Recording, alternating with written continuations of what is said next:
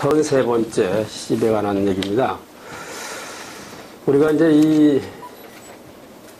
이 사진에서 뵙는 바와 같이 조병화 선생님 그러면 그 파이프가 생각이 나고 베레모가 생각이 나고 또 늘 정장보다는 저런 캐주얼한 복장을 즐겨 입으셨고 그래서 우리는 그 조병화 시인 그러면 어떤 도시적 어떤 서정을 지닌 시인이다. 혹은 뭐 흔히 쉽게 낭만주의자다. 뭐 이런 얘기를 흔히 합니다. 그러면서 당신에 대해서 매우 엄정하고 철저하지 않으셨나 하는 생각을 합니다. 제가 한때 시인협회에 직을 맡아서 일을 할 때 가까이 조병화 선생님을 모시고 말씀도 듣고 그랬던 일이 있었습니다. 기억나기는 1998년으로 생각이 나는데 춘천으로 우리가 세미나를 갔어요. 시인협회 세종호텔이라는데 숙소를 잡았는데 그날 저녁이 강원도지사가 만찬을 여는 날이었습니다. 근데 지금같이 선거에서 뽑는 것이 아니라 내무부 관료가 이제 도지사로 와 있으니까 당시 도지사면 권력이 있고 뭐 또 그 당시 강원도지사가 정치적으로도 힘이 있는 그런 사람이었어요. 이렇게 왔는데 저녁에 이제 먼저 왔어요 도지사가. 조병화 선생님께 내가 가서 도지사가 왔습니다. 그랬더니 그 선생님이 이렇게 귀가 어두시지 않은데 짐짓 못 들은 척하고 누구라고? 누구라고? 그래서 이제 이 도지사께서 오셨다 그랬더니 그래요. 그러면서 이 커피숍까지 들어가시는데 한 10분을 걸렸어요. 천천히 걸어 들어가시는 거예요. 그러니까 그때 도지사가 급하니까 자리에서 먼저 일어나가지고 쫓아나와서 선생님 도지사입니다. 그리고 인사를 하더라고요. 제가 오늘 여기 와서 보니까 이 오세영 교수께서 어떤 12제막이라는 글을 썼어요. 여기 내용이 보셨겠지만 어느 여류 시인의 12제막 저도 같은 것 같은데 갔더니 그 면에서 면 출신의 국회의원 무슨 도지사 일일이 내빈을 다 하다못해 청년회장까지 소개하고 맨 끝에 12의 주인공인 여류 시인을 소개했다. 이런 얘기입니다. 오세훈 선생님이 쓴 얘기가. 다시 말해서 오늘의 예술이, 오늘의 인문학이 이렇게 실질적이라고 말할 수 있는 권력 앞에서 참 무상해지고 있는 모습을 오 선생이 쓴 것 같은데, 조병화 선생 것은 짐짓 들으셨을 텐데, 누구라고 하면서 10분을 걸려서 걸어 들어가시고, 도지사가 기다리다 못해 쫓아나오게 만들던, 그러한 어른이었습니다. 흔히 조병화 선생님을 우리가 말하듯이 이런 도시적 서정주의자, 낭만주의자라고 말하는데, 저는, 이러한 자유로운 정신을, 동양적 정신인 도가프의 정신에서 근원한 거 아닌가 하는 생각을 했습니다. 그래서 그런 얘기를 조금 해볼까 합니다.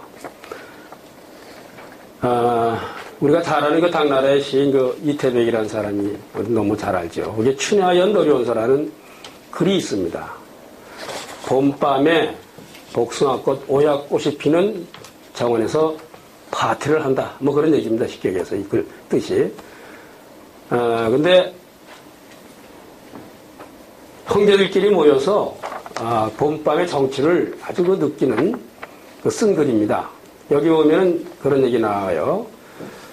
천지자는 만물지 영여이여 광음자는 백대지 과객이라 부생이 악마하니 위하니 기하오. 이런 말이 있습니다. 그래서 이 천지 우주라는 것은 만물이 잠시 머물다가 가는 여인숙에 불과한 것이고 이 우주의 곁을 스쳐가는 세월이라는 것은 하나의 나그네다. 그러니 이 우주 사이를 떠돌고 있는 인생이라는 것도 결국 꿈과 같아서 이러한 한 생을 살면서 과연 즐거움이라는 게 진정한 즐거움이라는 것이 얼마나 될 것인가 라는 노래입니다. 이거를 읽으면 조병화 선생님의 어떤 생각이나 시와 너무 많이 닮아 있습니다. 자, 이렇게 자유스러운 기질을 가진 그 이백 같은 시인이 옛 우주를 잠시 머물다 떠나가는 연희숙 혹은 스쳐가는 정거장 정도로 생각을 했습니다. 그런가 하면 우리가 살아가면서 헤쳐나가는 얼마나 힘들고 안쓰럽고 뭐 이런 세월들이 많겠습니까? 그런데 이 세월 그냥 우리 옆으로 지나가는 과객이다 말이죠. 나그네일 뿐이다.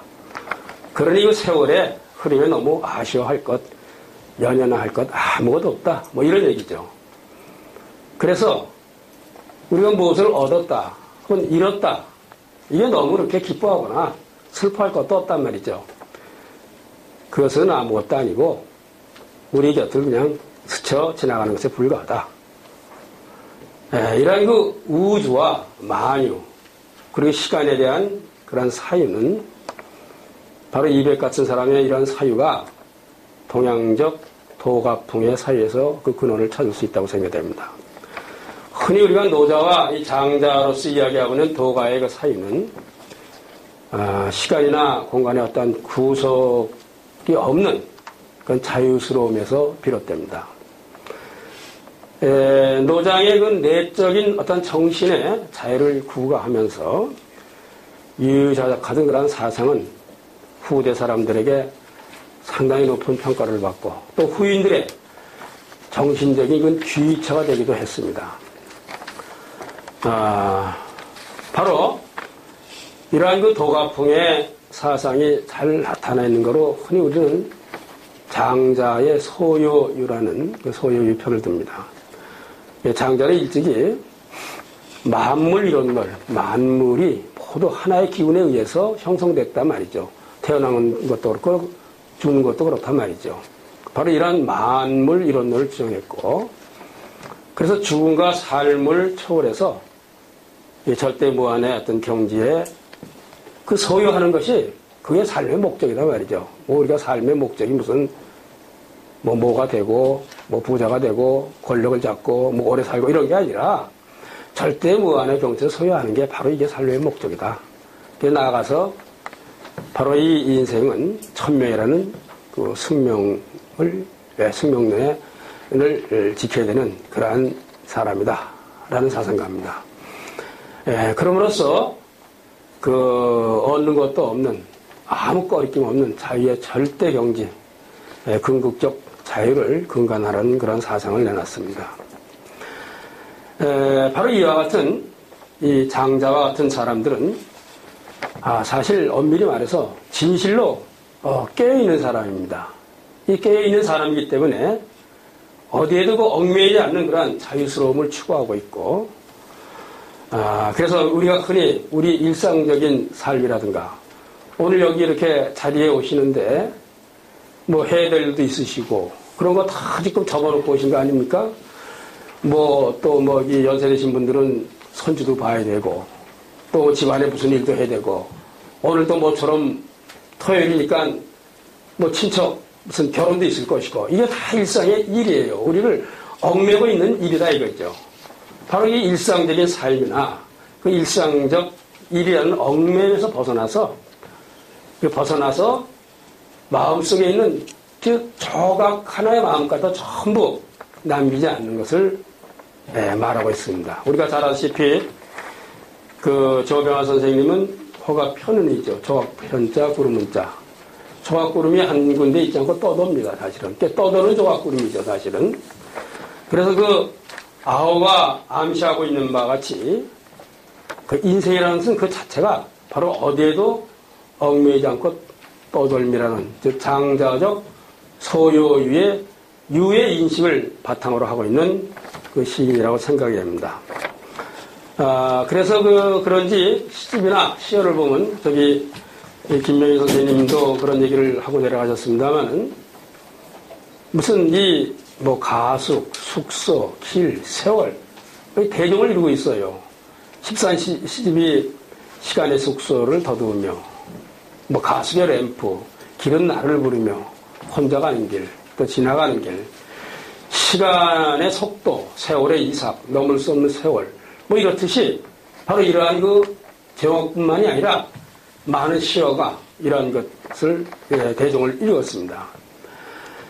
바로 이렇듯 조병 선생님의 시에서 말하고 있듯이 이 세상에 태어나 사는 것은 다름 아닌 죽음으로 가는 그 여정에서 잠시 임시로 빌려서, 그것도 빌려서 머무는 가숙이단 말이죠. 그러한 의식 속에서 편은 선생님 늘 떠나는 삶, 그러므로 떠도는 삶을 노래하고 있습니다. 그러면은 이 조병 선생님은 왜 이렇게 떠돌고 있는가 하는 걸 생각해보면 지금 앞에 발표하신 선생님도 말씀하셨으면 다름 아닌 꿈을 찾아 떠돌고 있다 이렇게 말씀을 드릴 수가 있습니다. 꿈을 찾아서 떠돌고 또 그 꿈을 위해 잠시 안주를 하고 그러나 그 안주 속에서 다시 새로운 꿈을 찾아 떠나는 떠돔과 머뭄을 반복하는 시인이라 이렇게 말씀을 드릴 수가 있습니다. 그런가 하면 이 떠돔 속에서 수많은 사람, 수많은 일들을 만나고 헤어집니다. 그러나 헤어진다고 해도 결국은 그 존재 역시 떠돔 속에 있는 것이고 만난다고 해도 이 떠돔 안에 있는 것입니다. 그러므로 헤어진 그 자체가 만남이 되고 또 만난 그 자체가 바로 헤어짐이 됩니다. 어찌 보면 만남도 헤어짐도 또 떠돔도 머금도 모두 이 같은 커다란 이 우주라는 커다란 삶 속에서 일어나는 것이기 때문에 무게에 있어서는 같은 것이다 라는 인식을 갖고 계십니다. 바로 이쯤 되게 되면은 이 편은 선생님의 시적 사유는 매우 도가풍의 그 사유에 그 근원을 두고 있는 것이 아닌가 이런 생각을 합니다. 그러나 선생님들의 시를 읽어보면 시가 입고 있는 옷은 매우 현대 도시풍의 그런 의상이라고 생각이 됩니다. 단적인 예로 잠시 임시로 머물다 떠나는 그 가숙에 걸려있는 것이 촛불이나 호롱불이 아니라 램프입니다. 좀 이와 같은 점을 본다면 해도 편은 선생님께서는 도가풍의 사유를 현대 도시와 접목시키고 있는 그러므로 현대라는 이 거대한 도시 속에서 떠돔과 머문, 만남과 헤어짐 모두를 한 삶의 우주적 여정임을 노래한 시인이라고 생각이 됩니다. 제가 맡은 33번째 시집인 지나가는 길 역시 떠돔과 머문이라는 그런 여행 중에 쓴 시들이 대부분을 이루고 있습니다. 조병 선생님이 서문에서 밝힌 바와 같이 1부, 2부로 나눠졌는데 제1부 옛 장터에서가 바로 여행지에서 쓴 시입니다. 그리고 서문에서 이런 말씀을 했어요. 여행지에서 오히려 시상이 더욱 왕성해진다. 이렇게 말씀하셨어요. 삶 자체가 여행이고 인생이 바로 여행자라는 생각 속에서 실제 여행을 떠나게 되면 더 그 삶의 본질을 보는 듯해서 그래서 이 시상이 더욱 왕성해졌는지는 모르겠습니다.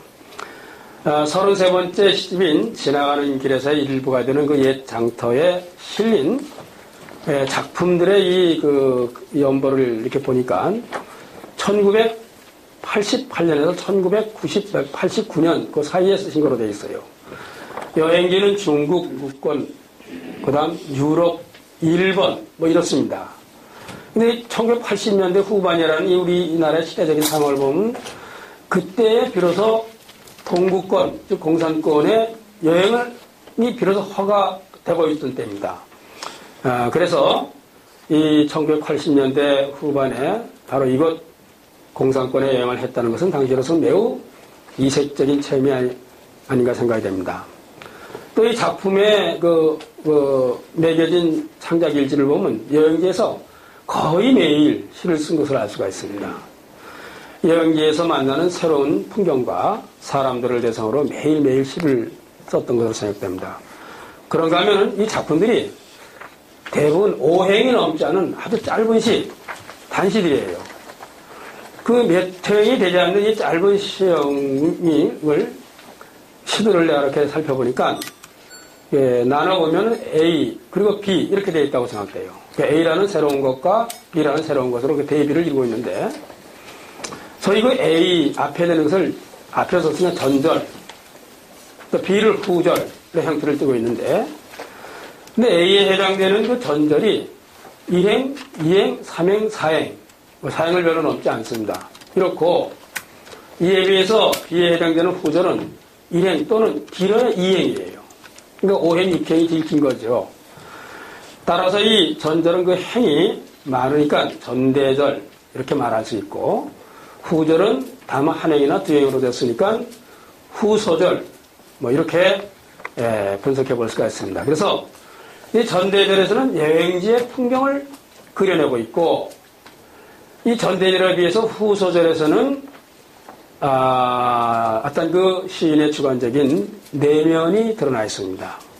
그렇게 본다면은 전대절은 서경의 모습을 띈다면 후소절은 어떤 그 서정을 드러내준다고 말씀드릴 수가 있겠습니다. 다시 말씀드려서 여행지에서 어떤 풍경과 내면적인 정서가 만나면 매우 즉흥적으로 짧은 시형의 시도를 쓴 것으로 생각이 됩니다. 또한 그 이학전 즉흥성이 지닌 촌천살인의 식구들이 대부분 후절을 이루고 있습니다. 후소절을 이루고 있어요. 그래서 이 촌천살인의 식구들이 시를 읽는 사람들의 재미를 더해주고 있고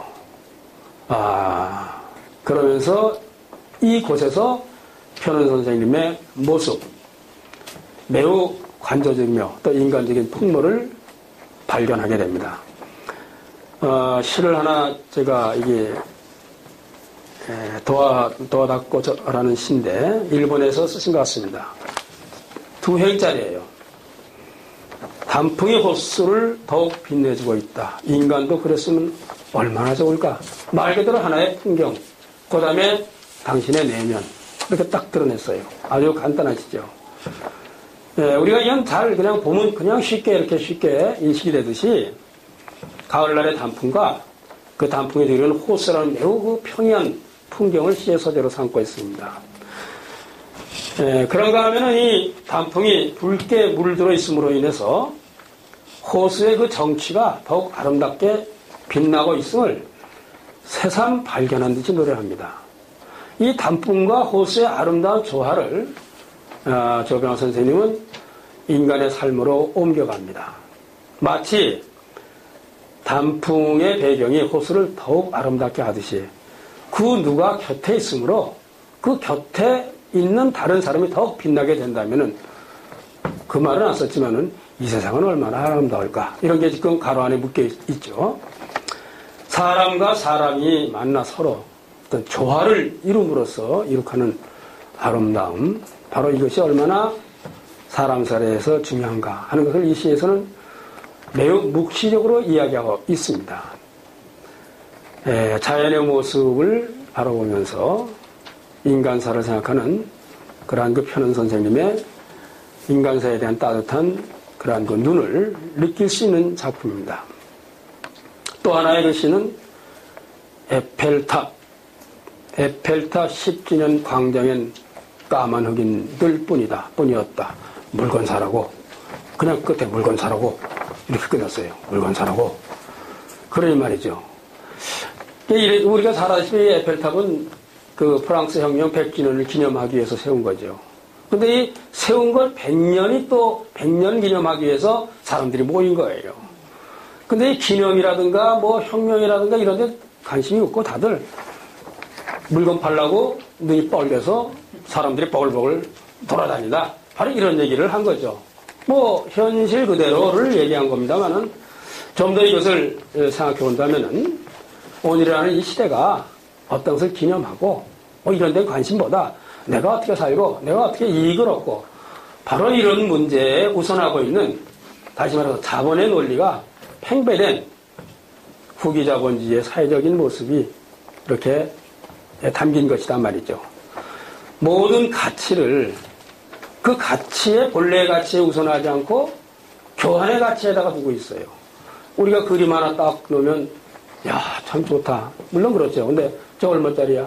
예. 얼마짜리라고 먼저 묻죠. 저거 내가 한 100만 원 샀어. 그럼, 아유, 그렇게 싸? 한 1억 줬어. 어이, 그래? 교환의 가치에다 두고 있는 그러한 시대적 현실을 에펠탑 100주년 광장에서 매우 풍자적으로 아주 간단하게 이렇게 노래하고 있다고 생각합니다. 비록 사행뿐이 되지 않는 매우 짧은 시행이지만은 바로 이에는 현대의 삶의 일가라는 그러한 촌철의 모습이 담겨져 있습니다. 그 다음은 폴란드 바르샤바라는 그냥 지명을 다 그냥 시의 제목을 삼으셨어요. 이렇게 아직은 못 가는 나라. 비행장에 아마 걷고 떠난다. 못 가니까 비행장에 한번 걷고 떠난다 이거죠. 자유인이 못 가면 어떡합니까? 가야 되는데. 어째서 인간들은 이 자유의 지구에서, 지구라고 그러셨어요. 자유의 지구에서 이렇게 불편한 구역들을 만들어 놓고 있을까? 이데올로기가 무엇게? 그냥 한마디로 이데올로기가 무엇게? 이렇게 딱 끊어버렸어요. 잘 아시지 바르샤바는 폴란드에 있는 도시인데 교통의 요새라고 그럽니다. 그래서 동유럽에서 서유럽이나 남유럽으로 갈 때 지나는 그 교통의 요새인데 이 당시에 소련을 비롯한 동구권 일부가 개방이 됐지만 이 폴란드는 개방이 되지 않았던 모양입니다. 그래서 이 동유럽에서 서유럽으로 혹은 서유럽에서 동유럽으로 가시기 위해서 바르샤바 비행장에서 갈아탔던 모양이에요. 입국이 되지 않으니까 왜 이 지구상에는 자유롭게 드날지 못하는 땅이 있어야 하는가 스스로에게 반문합니다. 그냥 간단하죠. 이유는 서로 이념이 다른데 못 가는 거죠. 그건 초등학교만 다녀도 다 아는 건데 조경 선생님이 모른다고 그랬어요. 몰라서 그런 건 아니겠죠. 그렇듯이 근원적으로 왜 사람들은 이 이념을 만들고 이 이념에 갇혀 서로 내양조차 안 하고 심지어는 서로 대립하고 질시하면서 살아가야 하는가 하는 문제에 이르게 됩니다. 그렇게 된다면은 인간에 의하여 인간을 구속하고 제어하는 삶이 얼마나 부자연스러우며 또 부질없는가를 이 시에서 느낄 수가 있어요. 그래서 이 후소절에서 이데올로기가 무엇게 하는 이 구절에서 바로 이 조병환 선생님이 어떠한 것에 삶의 가치를 두고 있으며 나아가서 어떤 것이 진정한 삶의 모습이라고 생각하며 살아가시고 있는가 하는 것을 읽어낼 수가 있습니다. 그 다음에 부경이 잘못됐어요. 북경인데 제가 이게 오타가 났습니다. 북경 이하원. 옛날은 가고 수양고들만 한창이었다. 인간은 그렇게 사라지는 거. 이렇게 아주 참 편안하게 말씀하셨어요. 우리가 잘 아시다시피 북경에는 이하원은 그 중국 황족의 정원이고 또 특히 이 서태후가 여론별장으로 쓴 것이라고. 거기 가보면 한 끼 먹는데 뭐 반찬이 150가지가 나온다고 그래요. 제가 한 30년 전에 전주에 갔는데 전주비 100반이 나오는데 하도 많이 나와서 쉬어봤어요. 21가지가 나옵니다. 밥 한 그릇을 먹는데 21번을 숟가락을 다 못 떠요. 한 18번 뜨니까 다 없어졌어요. 그래서 나머지는 밥 없이 그냥 먹어봤습니다. 하나 뜨고 하나씩 먹어봤어요. 인심이 좋아서 그랬죠, 여기는. 근데 여기는 150가지가 나오니까 못 먹고 나가니까 뭐 수도 없이 많죠. 바로 그것은 호화로움의 한 극치입니다. 그래 이렇게 호화롭던 이하원도 옛날은 가고 수양고들만 한창인 이 봄날을 그저 쓸쓸히 맞이하고 있음을 바라봅니다. 그리고는 이내 쓸쓸히 사라져야 하는 삶의 무상을 바라봅니다. 아무리 화려하고 커다란 권력을 지닌 사람도 그 사람에게 허여된 그 시간을 이 이승에서 살다가 이내는 떠나가야 하는 사실을 더욱 실감합니다. 이 부다 언덕에서 하는 시가 상당히 유사한 시를 하나 또 같이 인용을 했습니다. 이 호화로운 궁전에서 살던 사람들은 지금쯤 어디 있을까?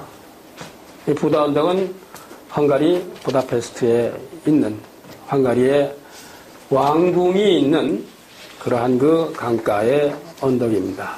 따라서 헝가리의 영광과 순환의 역사를 고스란히 짊어지고 있는 그 왕궁의 언덕입니다. 예, 마찬가지로 이 부다 언덕은 북경의 나라는 이하원과 같이 그 이하원에서 느꼈던 그 감회를 다시 여기서 회상합니다.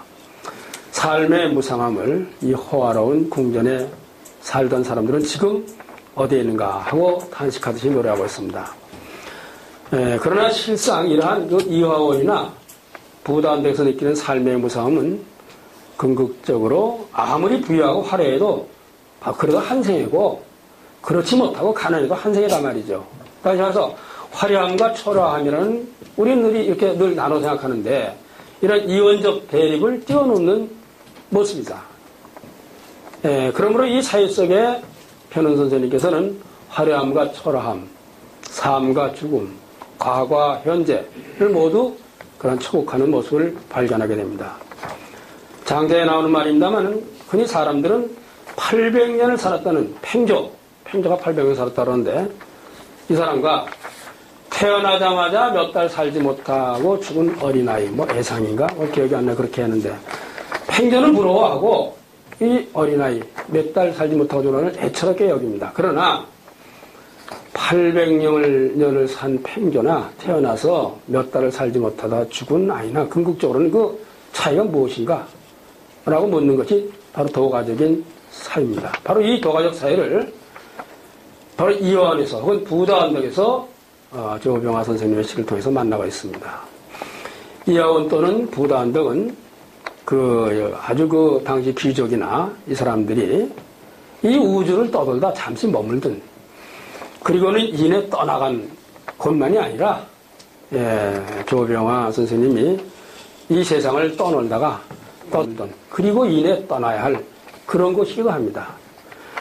삶 그 자체가 이 우주의 한 귀퉁이를 떠도는 여행이라면 그래서 이 우주의 곁을 지나가는 세월을 그냥 스쳐가 지나가는 과객으로 나그네로 생각을 한다면 우리의 삶 그 자체가 떠돔과 머문과 떠돔이라는 그런 여행이 아닐 수가 없습니다. 시집의 제2부를 이루는 지적도 없는 마을도 사실 이 시도 어머니에 관한 시입니다. 지적도 없는 마을도. 이게 여행시가 아닌데 그럼에도 불구하고 변은 선생님의 이러한 모습이 잘 나타나 있어요. 인생엔 이런 시가 있는데 2줄짜리예요. 인생엔 무영한 꽃처럼 풀꽃처럼 멀리 한 성이 흰꽃이 피어있다. 저만치 멀리 피어있는 한 성의 흰꽃, 바로 이 꽃은 실상 인생, 사람 살이에는 아무런 의미도 효용성도 없어요. 무슨 약초면 캐고 먹을 거면 캐겠지만 아무 관계가 없어요. 그러나 사람 살이와 즉 나와 아무 관계가 없어. 그 꽃은 꽃으로서의 가치와 의미를 지니고 있습니다. 우리가 떵떵거리면서 우리가 만물의 영장이다 이렇게 자처하면서 살아가고 있는 우리 같은 사람이나 멀리 저렇게 피어있는 한 성의 풀꽃이나 궁극적으로 다 같은 한 목숨이고 다 같은 한 삶일 뿐이다 말이죠. 이러한 그 장자의 만물 이론론을 주창한 그런 장자의 목소리가 이 시에서 듣는 듯 합니다. 몇 편의 시를 좀 더 소개하겠습니다. 지금 2시에 시작하셔서 2시간 이상 계셔서 힘드시죠? 제가 얘기를 재밌게 못해서 더 힘드실 텐데 할 건 좀 하겠습니다. 저 벙어리를 넣으면 하는 겁니다. 이 시는 좀 기니까 7쪽의 끝에서부터 시작이 8쪽에 있습니다. 저 벙어리를 넣으면 이제 인간의 눈으로는 아무것도 보이지 않는, 인간의 말로서는 아무것도 통하지 않는, 그리고 인간의 기쁨과 슬픔도 아무것도 소용이 없는 허허망망한 우주가 시작되려니 이 혼자 자유로운 고독이요, 이제 이 인간을 떠나면 저 봉우리를 넣으면 이런 시입니다.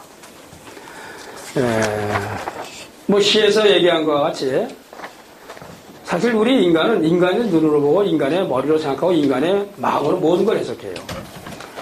새가 우는 걸 보고 우는지 노래하는지 또 뭘 하는지 모르고 자기 기분에 따라서 새가 운다고 그러고 새가 노래한다고 그러고 내가 슬프면 운다고 그러고 내가 기쁘면 노래한다고 그러고 이렇게 합니다. 내 멋대로 생각하는 거죠. 인간의 멋대로. 그러나 바로 이것이 인간이 가지고 있는 한계라는 거죠. 그래서 이 인간이 지닌 한계를 넘어서 뭐 그게 죽음인지 뭐 뭔지 모르겠습니다만은 인간의 눈으로는 아무것도 보이지 않는, 인간의 말로서는 아무것도 통하지 않는, 인간의 기쁨도 슬픔도 아무것도 소용없는 허허망망한 우주가 시작된다는 이 시인은 그렇게 노래합니다. 그래서 이와 같은 경지를 자유로운 고독이라고 말씀하고 있습니다. 표는 선생의 떠돌면 어느 의미에서 이와 같은 자유로운 고독을 찾고 그 자유로운 고독에 머물고 싶은 그런 떠돌미 아닌가 생각이 됩니다. 그의 떠돌을 통해서 또한 만끽하는 절대의 자유, 절대의 자유로서 느끼는 절대의 고독을 시구했던 시인이라고 생각이 됩니다. 예, 세월이라는 시가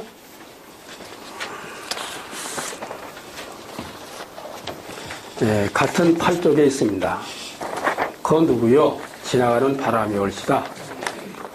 깊은 밤 이 산중에 캄캄한 시간에 창을 놓고 하는 소리. 그 누구요? 먼 길 가다가 그저 스쳐가는 바람이 올시다. 잠이 깨면 엄습해오는 생존의 불안, 생존의 공포, 불안. 가랑이처럼 매달린 생명, 그건 누구요? 쫓겨 지나가는 바람이 올시다. 이 세월이라는 시의 한 부분인데, 이 때로는 우리들이 살고 있는, 이것이 뭐 집도 좋고, 우리가 사는 이 지상도 좋고, 이것을 한번 흔들고 떠나가는 한줌과 바람 같은 것이 세월이라고 시인은 노래하고 있습니다. 그래서 먼 길을 가다가 스쳐 지나가는 바람과 같은 것이 바로 우리네 삶이다. 이렇게 노래합니다. 그래서 어디서 왔다가 어디로 가는지 모르는, 그러나 늘 생전의 공포와 불안으로 가랑이처럼 매달려 사는 생명인 그 우리들. 이러한 삶의 인식이 편은 선생님으로 하여금 긍극적으로 현실적인 삶을 벗어나서 떠돔과 머뭄이라는 초국의 삶을 지향하게 했는지도 모릅니다. 그럼으로써 삶이란 세월이란 어느 결에 우리의 창문을 흔들다 지나가는 바람 같은 것이고, 그렇기 때문에 우리의 삶이라는 것도 이러한 바람과 같이 어느 들녘 또는 어느 빈터를 떠돌다 사라지는 것이 아닌지 시인은 삶의 그 정처 없음을 이렇듯 노래하고 있습니다. 그 정처 없음 속에서 누리는 절대 고독, 절대 자유를 시인은 이렇듯 시구하고 있습니다. 마지막은 그냥 다지금까지 읽어왔습니다만은 또 편하게 읽겠습니다. 편은 선생님의 33번째 시집인 지나가는 길에도 역시 편은 선생님의 전 생애를 통해 추구해온 절대 자유, 고독 속에서 누리는 자유, 그리고 꿈을 찾아 떠난 떠돔과 머뭄이라는 주제어가 담겨진 시집이라고 할 수 있습니다. 이와 같은 편은 선생님의 사유는 멀리 동양의 노장 정신인 도가적 사유와 맞닿아 있다고 하겠습니다. 위대함과 하찮음, 화려함과 초라함, 어제와 오늘, 삶과 죽음 등의 이분화된 세계를 거부하고 만유일원화의 삶을 그의 시 속에서 추구하고 있음을 볼 수가 있습니다. 떠돔과 머문 그 사이엔 오랜 도가풍의 사이에 바탕을 둔 편은 선생님의 시적 사유가 자려오고 있다고 하겠습니다. 이와 같은 면에서 비록 편은 선생님의 많은 시작품들이 서구적 또는 현대 도시적 외양을 지니고 있다고 해도 근원적인 면에서는 동양의 오랜 사유를 내면화시킨 작품들이라고 하겠습니다. 그래서 저는 이런 동양적 사유 속에서 한번 조병환 선생님의 시를 한번 읽어봤습니다. 그런 쪽에서도 많이 읽으면 또 다른 면모가 밝혀지지 않을까 하는 속에서 이런 시도를 해봤습니다. 잘 들어서 고맙습니다.